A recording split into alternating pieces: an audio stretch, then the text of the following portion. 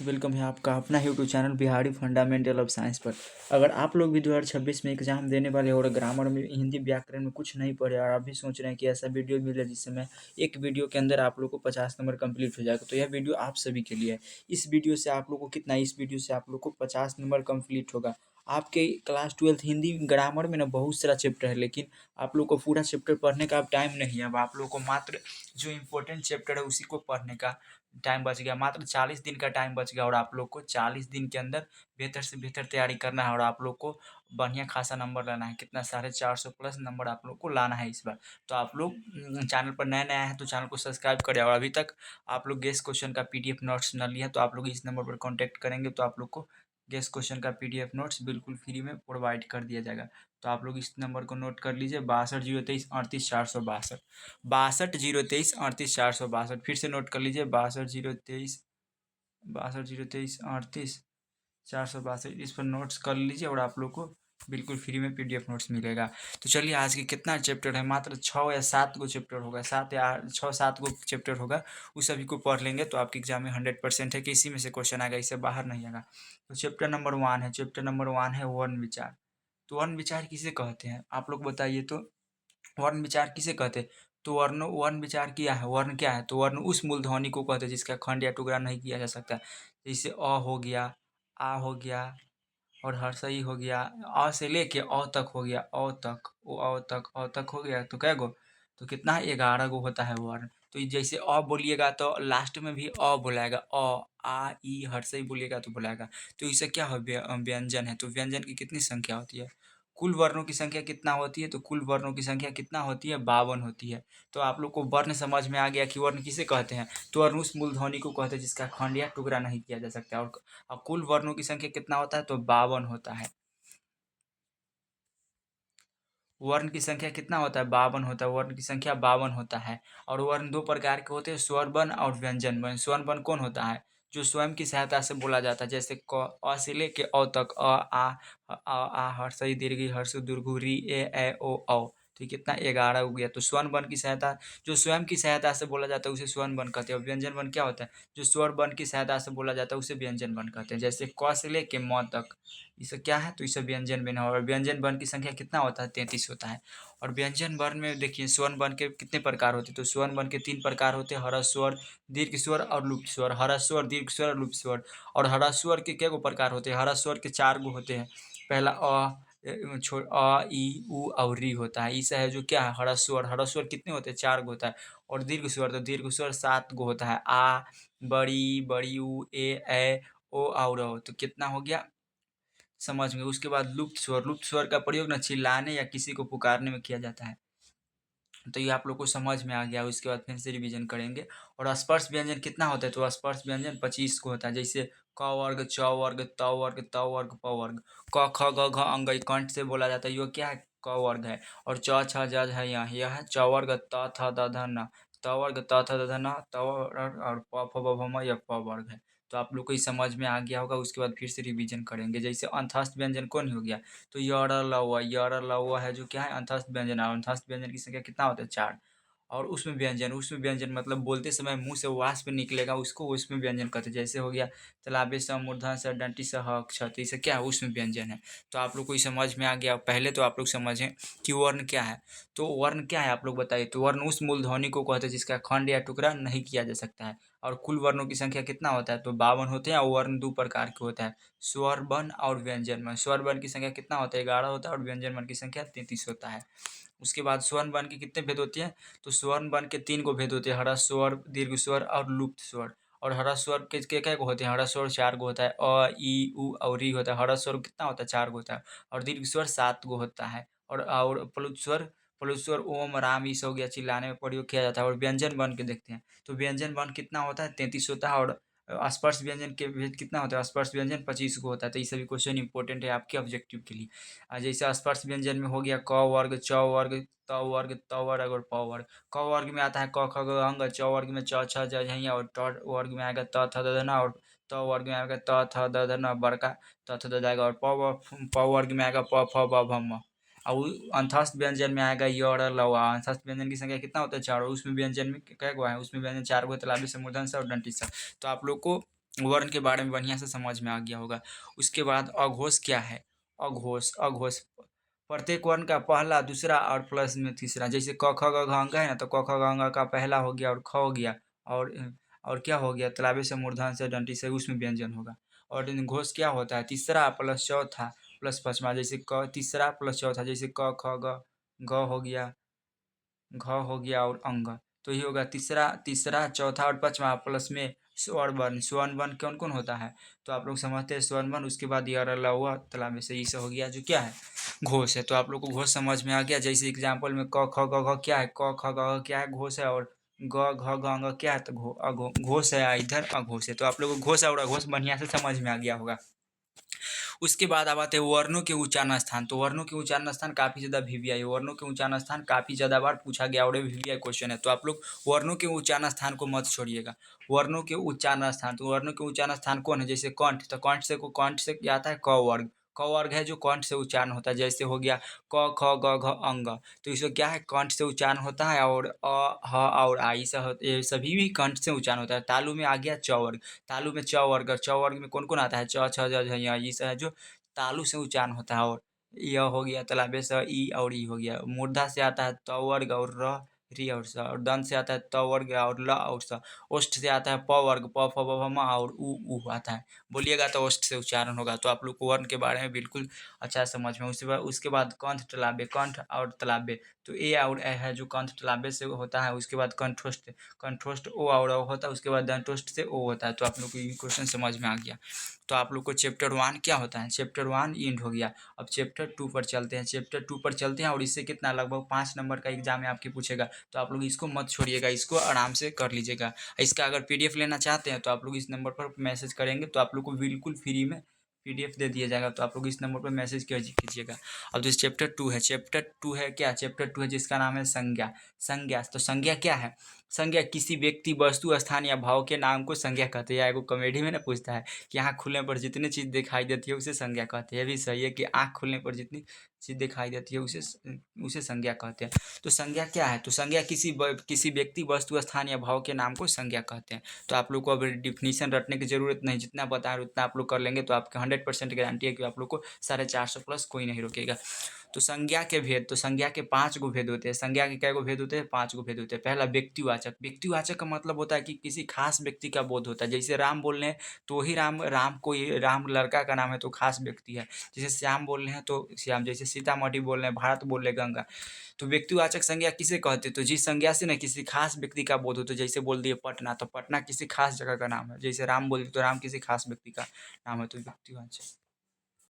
तो व्यक्तिवाचक संज्ञा किसे कहते हैं? व्यक्तिवाचक तो किसी खास व्यक्ति, वस्तु, स्थान, नदी, पर्वत आके नाम को, जैसे किसी खास व्यक्ति हो गया, वस्तु हो गया, स्थान हो गया, जगह हो गया, कोई प्राचीन जगह हो गया, उसका खास जगह का बोध होगा तो उसे व्यक्तिवाचक संज्ञा कहते हैं। जैसे मोहन, तो मोहन किसी खास लड़का का नाम है। बिहार, तो बिहार खास जगह, बिहार एक किसी खास राज्य का नाम है। जैसे सीतामढ़ी, सीतामढ़ी किसी खास जिले का नाम है। भारत, गंगा, हिमालय, हिमालय, नरेंद्र मोदी किसी खास व्यक्ति का नाम। रविवार और जनवरी, फरवरी हो गया। उसके बाद सोमवार, मंगलवार। तो आप लोग को व्यक्तिवाचक संज्ञा समझ में आ गया होगा।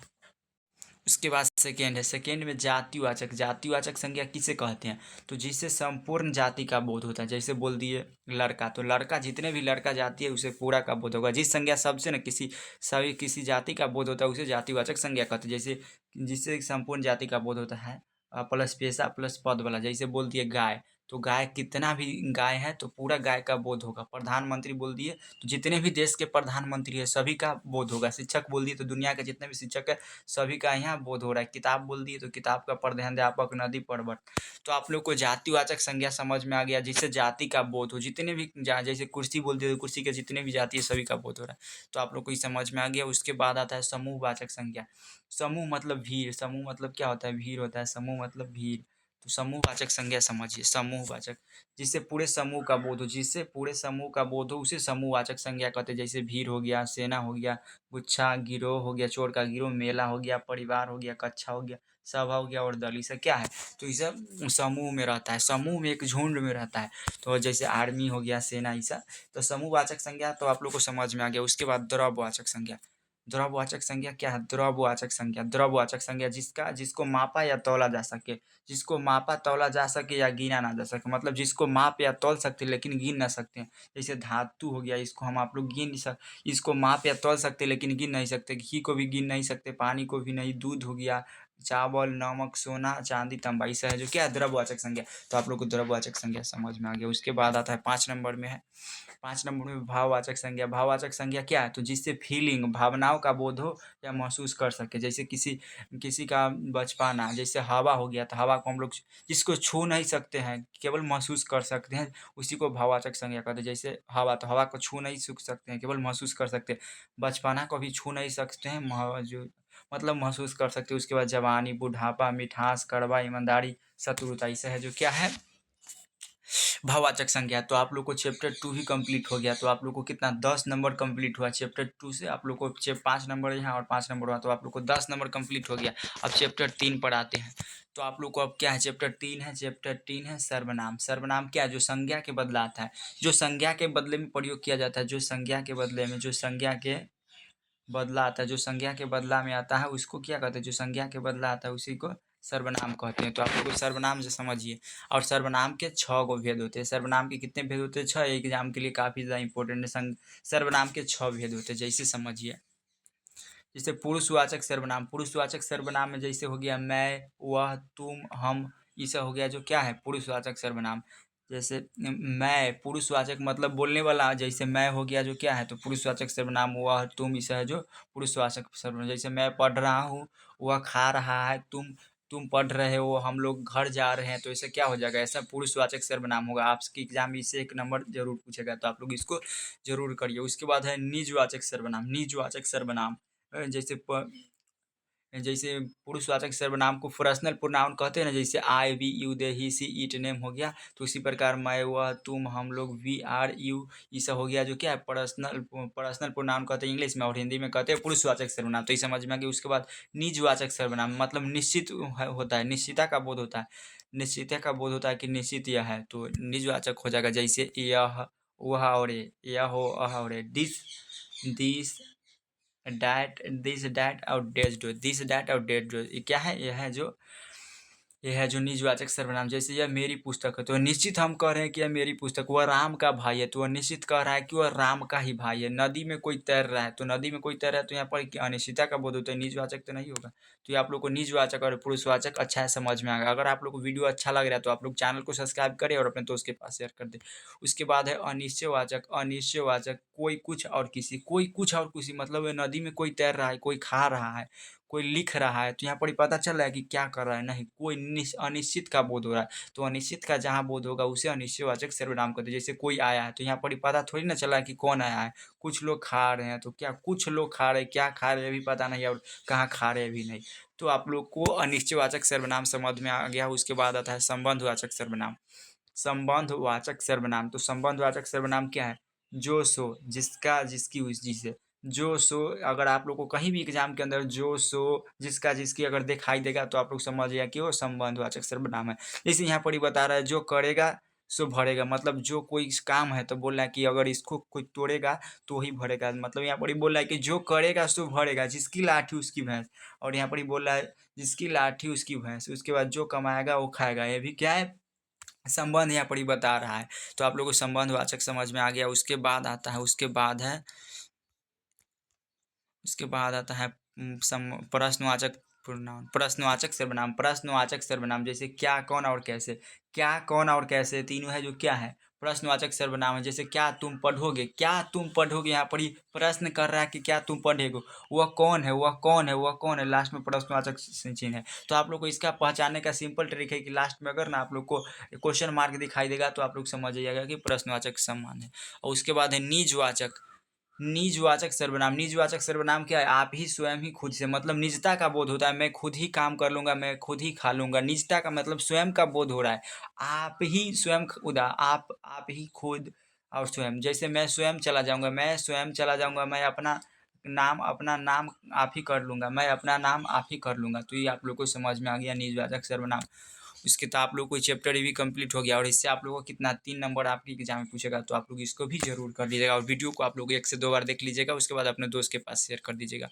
उसके बाद चैप्टर नंबर 4 है, तो चैप्टर नंबर 4 क्या है? विशेषण है। विशेषण चैप्टर नंबर 4 क्या है? विशेषण है। तो विशेषण क्या है? जो संज्ञा और सर्वनाम की विशेषता बताता है, जो संज्ञा और सर्वनाम की विशेषता बताता है उसे विशेषण कहते हैं। और विशेषण के 4 गो भेद होते हैं। विशेषण के कितने? विशेषण के 4 भेद होते हैं। कौन कौन कौन होता है? पहला गुणवाचक विशेषण, पहला टाइप है गुणवाचक विशेषण। तो गुणवाचक विशेषण क्या है? जिससे रंग, रूप, आकार और गुण स्वभाव का पता चले। जिस सर्वनाम से ना, जिससे रंग का, रूप का, आकार का, गुण का, स्वभाव का पता चले। जैसे कोई व्यक्ति है तो उसका कैसा रंग है, काला है कि उज्जड़ है, और उसका रूप कैसा है, आकार कैसा है, गुण कैसा है, उसका स्वभाव कैसा है, इसका अगर पता चलता है तो उसी को गुणवाचक सर्वनाम कहते हैं। जैसे सुंदर हो गया, तो यहाँ पर सुंदर क्या गुण है? लाल हो गया, पीला, अच्छा, बुरा, ईमानदार, बेईमान, चतुर, चोर, गरीब। तो इसे क्या है? इसे है जो गुण का पता चला है, तो गुणवाचक समझ में आ गया आप लोग को।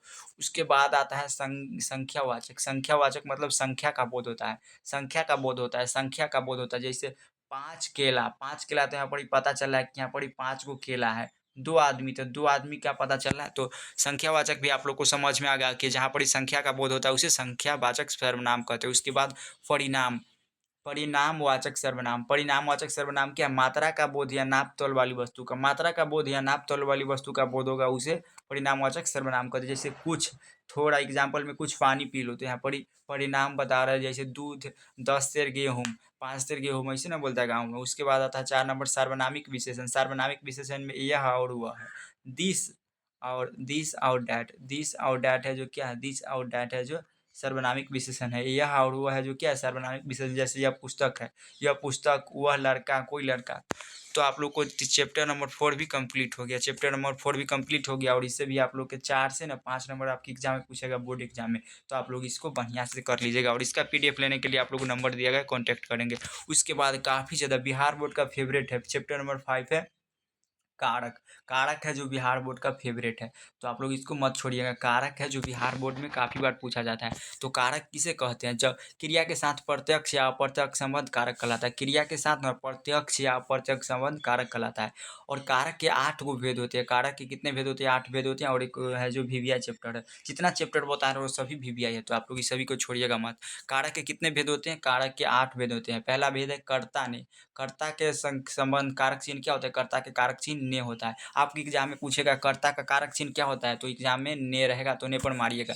तो उसके क्या को भेद होता है? कारक के 8 भेद होते हैं। पहला भेद है कर्ता, कर्ता, दूसरा भेद है कर्म, तीसरा भेद है करण, और चौथा भेद है संप्रदान और अपदान है, पांचवा, छठा संबंध, और सातवां है अधिकरण, और आठवां है संप्रदान संबोधन। तो चलिए अब इसको समझते हैं। जैसे आपके एग्जाम में पूछेगा कारक, तो कारक क्या है? तो कारक क्रिया के साथ प्रत्यक्ष या अप्रत्यक्ष संबंध कारक कहलाता है। और कारक के 8 गो भेद होते हैं। पहला कर्ता ने, कर्ता का कर्म, कर्ता का करण चिन्ह है। कर्ता ने कर्म को करण से जुड़ाव के लिए, और संप्रदान के लिए, संप्रदान तो इसका होता है के लिए, और अपादान मतलब से अलग होने के लिए। जैसे छत से बिल्ली कूद गई तो वहाँ पर इससे अलग हो गई, पेड़ से बंदर कूद गया तो अलग हो गया।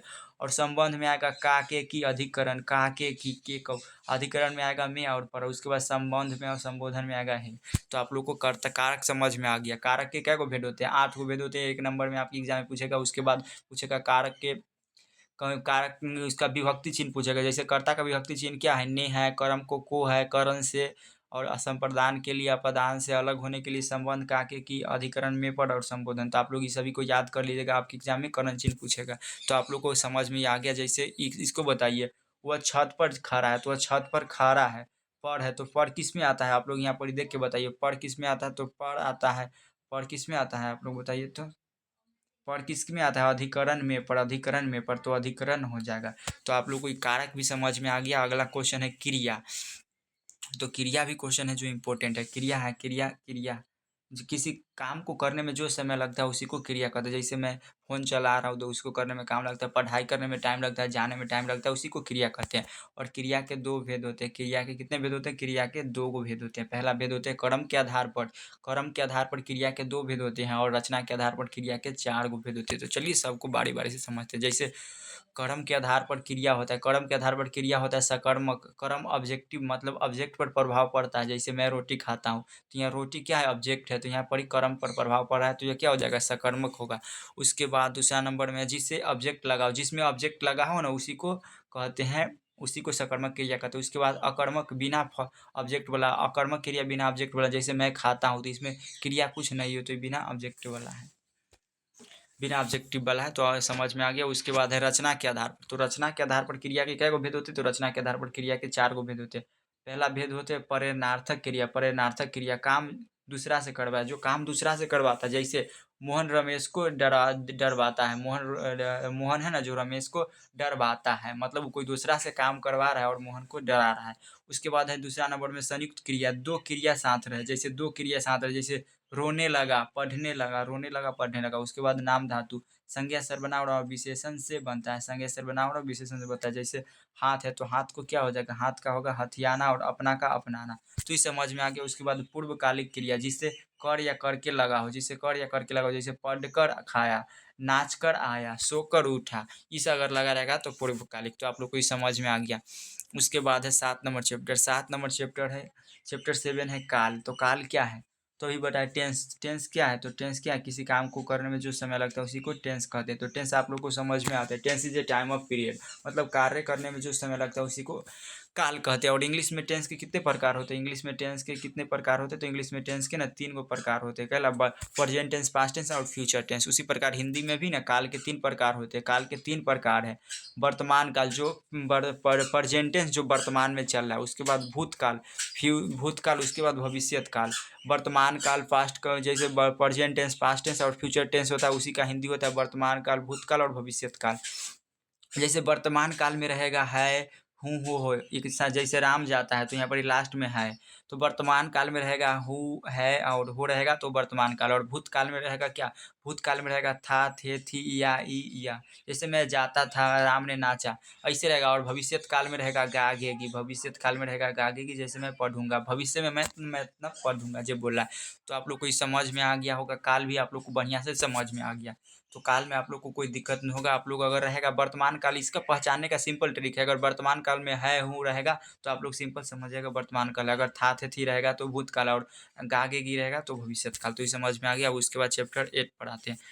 चैप्टर 8 में लिंग है। लिंग क्या है, तो आप लोग लिंग समझते हैं, लिंग क्या है, तो आप लोग इसको बताइए कमेंट करके। लिंग में, हिंदी में ना लिंग 2 प्रकार के होते हैं। हिंदी में लिंग 2 प्रकार के होते हैं। पहला कौन होता है, स्त्रीलिंग और पुल्लिंग। जैसे पुल्लिंग में हो गया, जैसे पुल्लिंग हो गया देवता, नायक, गुहासा, गुस्सा, अदरक, सागर, जल, विवाह, प्रेमी। से क्वेश्चन है जो काफ़ी ज़्यादा वीवीआई से क्वेश्चन बोर्ड में पूछने लायक है, तो आप लोग इस सभी को रट जाइएगा।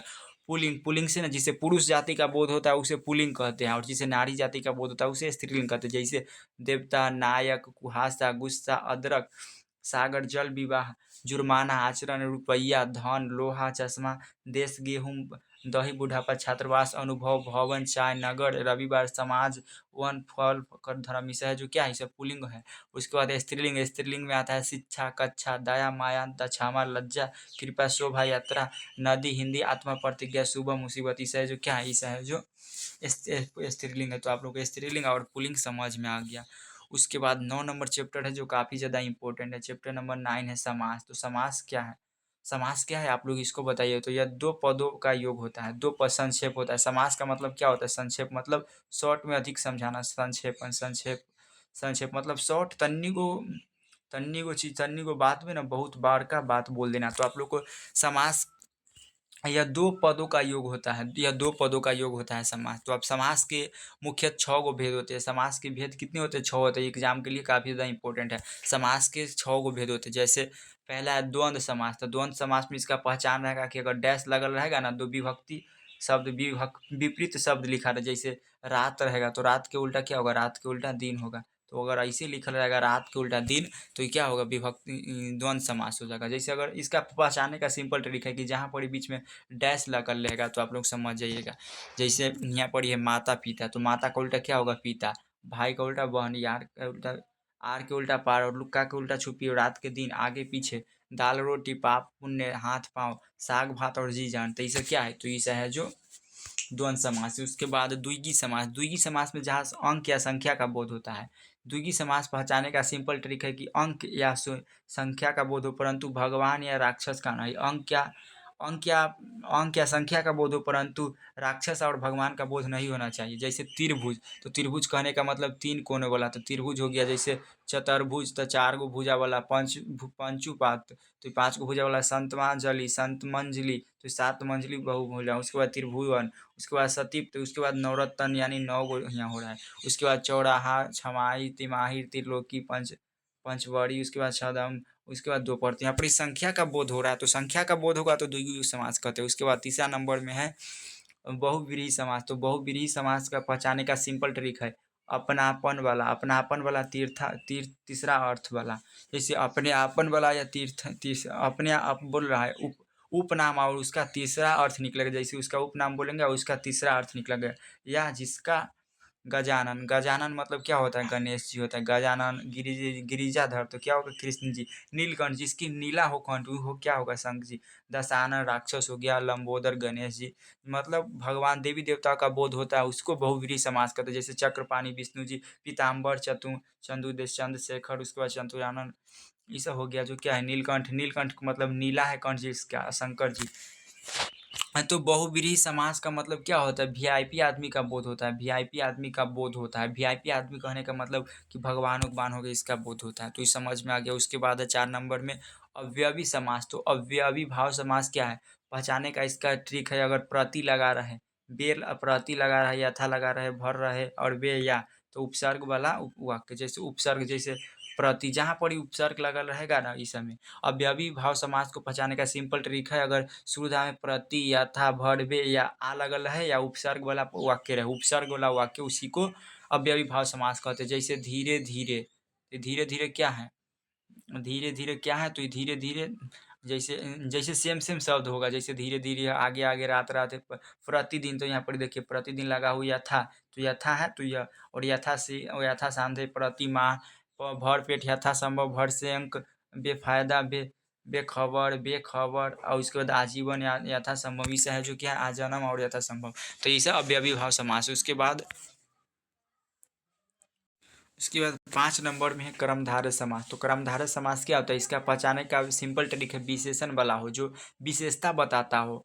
है जो के समान, वो है जो उसके समान है, या कैसा का आंसर। जैसे कमल नयन, जिसका कमल के समान नयन, जिसका नयन हो ना, जो क्या है? कमल के समान। काली मिर्च, काली है जो मिर्च। नव युवक, नया है जो युवक। चंद्रमुखी, जिसके चंद्र पर मुख हो। महात्मा, महात्मा। नील कमल, जिसका कमल हो नील। परमेश्वर, उसके बाद धन श्याम। तो ऐसा है जो तीसरा अर्थ निकलना है, विशेषता बता रहे। जैसे बोल रहे हैं कमल नयन, तो इसका कमल के समान नयन। तो कर्मधारय में तीसरा का विशेषता बताते, तो आप लोग को समझ में आ गया। उसके बाद है तत्पुरुष समास। तो तत्पुरुष समास में कौन आएगा? पहचान इसका करने का सिंपल ट्रिक है, कारक चिन्ह से। जैसे ने, को, से, के लिए, का, के, की, अधिकरण में पे इसे लगल रहेगा और संधि विच्छेद करिएगा। जैसे विद्यालय, तो विद्या जोड़ आल्य, विद्या जोड़ आल्य, विद्या और जोड़ आल्य, विद्यालय, विद्या जो आल्य, शिवालय, कन्यादान, सेनापति, याज्ञशाला, पंचक्की, बैलगाड़ी, राजकुमार, गुरु, दक्षिणा, रसोई घर, बनमानुष, आनंदमय और कविश्रेष्ठ। तो इसे क्या है? इसे है जो तत्पुरुष समास को दान हो जाएगा। उसके बाद नज समास। तो नज्ञ समास क्या होगा? नदी का बोध निषेध, नदी का बोध निषेध। जैसे आ वाला या अंग वाला का, जैसे असंभव, अनादर और अनजानी से है जो क्या है? ऐसा है जो नौयुग समास है। लेकिन ये एग्जाम में नहीं पूछता, ये एक्स्ट्रा है, एक्स्ट्रा, ये आपके एग्जाम के लिए नहीं है, तो इसको छोड़ दीजिएगा। उसके बाद उपसर्ग है, 10 नंबर चैप्टर है उपसर्ग। तो उपसर्ग है जो काफ़ी ज़्यादा इंपॉर्टेंट है। उपसर्ग है जो आपके एग्जाम के लिए काफ़ी ज़्यादा इंपॉर्टेंट। उपसर्ग से 10 नंबर अकेला पूछता है, उपसर्ग से 10 नंबर। तो उपसर्ग है जो आपके एग्जाम के लिए काफ़ी ज़्यादा हेल्पफुल है, तो आप लोग उपसर्ग को मत छोड़िएगा। तो उपसर्ग क्या है? उपसर्ग क्या है? तो उपसर्ग जो किसी शब्द के पहले आकर उसका विशेष अर्थ बताए। जो शब्द किसी शब्द के पहले आकर उसका अर्थ बदल देता है, उसी को उपसर्ग कहते हैं। जैसे अधि, तो अधि से क्या होगा? अधिपति, अधिनायक, अधिकार, अध्यक्ष और अधिकार। तो इसमें पूछेगा कि अधिनायक शब्द में वो कौन सा उपसर्ग है? तो इसमें अधि उपसर्ग हो जाएगा। और अधिकार में कौन सा उपसर्ग है? तो इसमें भी अधि हो जाएगा। अध्यक्ष में भी अधि हो जाएगा और अधिकार में भी अधि हो जाएगा। जैसे जैसे अभिनेता, अभिलाषा, अभिमान, अभिव्यक्ति और अभियान। तो इसमें कौन सा उपसर्ग है? तो इसमें अभि उपसर्ग है। अभिलाषा में भी, अभिमान में भी, अभिव्यक्ति में भी और अभियान में भी। तो इस जैसे देखिए अवलंब, अनवरत, अवतार, अवज्ञा, अवगुण, इस समय जैसे इस समय इसका इस भी हो गया। इसमें ना अभी उपसर्ग है और अवलंब अब उपसर्ग है। तो आप लोग इस सभी को कर लीजिएगा। अब इसका इस सभी को आप लोग आराम से कर लीजिए। अब इसका प्रत्यय पढ़ाते हैं। प्रत्यय क्या है? चैप्टर 11 है। प्रत्यय चैप्टर 11 है। प्रत्यय वह शब्दांश है जो किसी शब्द के अंत में लगकर उसका अर्थ बदल देता है। प्रत्यय वह शब्दांश है जो किसी शब्द के अंत में लगकर कर उसका अर्थ बदल देता है। जैसे हार, तो हार का क्या होगा? जैसे हार से होनहार हो गया, पालनहार हो गया और खंपनहार। तो इसमें होनहार में कौन सा उपसर्ग है? तो होनहार में ना वो कौन सा प्रत्यय है? तो हार हो जाएगा। पालनहार में भी हार और खंपनहार में भी हार उपसर्ग हो जाएगा। उसके बाद अन, जैसे अन में जैसे आता है झारन, खहेरन, ढक्कन, बेलन और जूठन। तो इसमें कौन सा उपसर्ग है? इसमें कौन सा प्रत्यय है? तो अन प्रत्यय है। जैसे धन वाला, गुब्बारा वाला, सब्जी वाला, ग्वाला, लॉलीपॉप वाला। तो इसमें कौन सा प्रत्यय है? तो वाला। इसमें भी वाला प्रत्यय हो जाएगा। इसमें भी वाला वाला इसे हो जाएगा। उसके बाद आवा में होता है भुलावा, पछतावा और दिखावा। तो इसमें कौन सा उपसर्ग है? भुलावा, लावा, इसे हो जाएगा। तो आप लोग को ये समझ में आ गया। तो आप लोग इसको उपसर्ग और प्रत्यय कर लीजिएगा। उसके बाद वचन आते हैं। 12 नंबर चैप्टर है वचन। वचन चैप्टर 12 है वचन। तो वचन के कितने भेद होते हैं? वचन के दो भेद होते हैं, एक वचन और बहुवचन। जिससे एक एक का बोध हो उसे एक वचन, जैसे लड़का लड़की गाय। और बहुवचन जिससे एक से अधिक का बोध, जैसे लड़के तो बहुत सारे लड़के लड़कियां, बहुत सारे लड़के गाय तो बहुत सारे गाय। तो वचन भी आप लोग को समझ में आ गया। तो अब इसके बाद आप लोग इस सभी को आप लोग अपने खुद से कर लीजिएगा। उसके बाद शब्द विचार तो आप लोग इसको भी कर लीजिएगा। अब आप लोग को यहाँ से 5 नंबर फिक्स करवाते हैं। आप लोग को यहाँ से 5 नंबर फिक्स हो जाएगा। आप लोग फिक्स 2 नंबर का बॉक्स भेद, 2 नंबर का बॉक्स, जैसे जैसे वन के कितने भेद होते हैं? तो वन के 2 गो भेद होते हैं, संज्ञा के 5 गो भेद होता है और सर्वनाम के 6 गो भेद होता है, विशेषण के 4 गो भेद होता है और क्रिया के 2 गो और काल के 3 गो भेद होता है और वर्तमान काल के क्या गो भेद होता है? तो वर्तमान काल के 3 गो भेद होता है और भूतकाल के 6 गो, भविष्यत काल के 3 गो, उसके बाद लिंग के 2 गो भेद होता है और उसके बाद वचन के 2 गो भेद होता है।